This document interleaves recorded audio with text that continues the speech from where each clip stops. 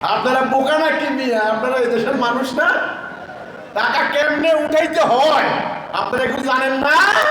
সকালবেলা একদল টাকা দিয়ে গেছে, বলছে আমাদের ভোট দিস, তোর সওয়াব হইব, ধর 500 টাকা রাখ।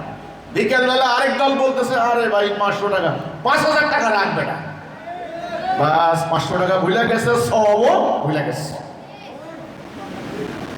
এই যে টাকা, এই নির্বাচনে ধর্মীয় সংগঠনগুলা, ইসলামী দলগুলা, আপনারা কষ্ট করিয়া কর্মীদেরকে ইসলামী সাহিত্য পড়াইয়াছেন, তাহাজ্জুদের নামাজ পড়াইয়াছেন। হ্যাঁ, 6 মাস ফজরের নামাজ যেন কাজা না যায়। বেচারারা কর্মীরা পাউরুটির টাকা দিয়া সংগঠনের বাইতুল মাল দিয়ে সংগঠন করিয়াছে, ওদেরকে তাকওয়া শিক্ষা দিয়াছেন। কিন্তু নমিনেশন দেওয়ার টাইমে কোটিপতিরে ধরে আনলেন কেন?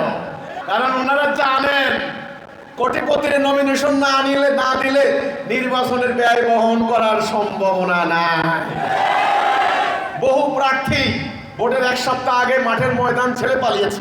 বলছে বাবা রে, আমি ঋণ করেছি, জায়গা জমি বিক্রি করেছি, বইয়ের সোনা দানা বিক্রি কিছু রাখি নাই, আমার পক্ষে ভাই এত টাকা সরবরাহ করা সম্ভব না। প্রত্যেকটা কর্মী বোয়াল মাছের মতো টাকা দে, টাকা খাই।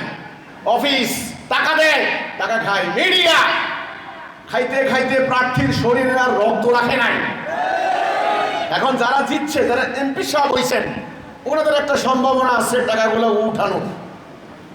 সম্ভাবনা আছে না? আছে। আপনারা বোকা নাকি মিয়া? আপনারা এই দেশের মানুষ না? টাকা কেমনে উঠাইতে হয় আপনারা একটু জানেন না? আমার কথা, সুদ ভিত্তিক অর্থনীতি যতদিন চলবে এই সাধারণ জনগণ অর্থনৈতিক সুবিধা পাবে না। এই জন্য আল্লাহ একটা বুনিয়াদি সিদ্ধান্ত দিয়েছেন, সুদ স্ট্রিক্টলি প্রহিবিটেড বাই আল্লাহ।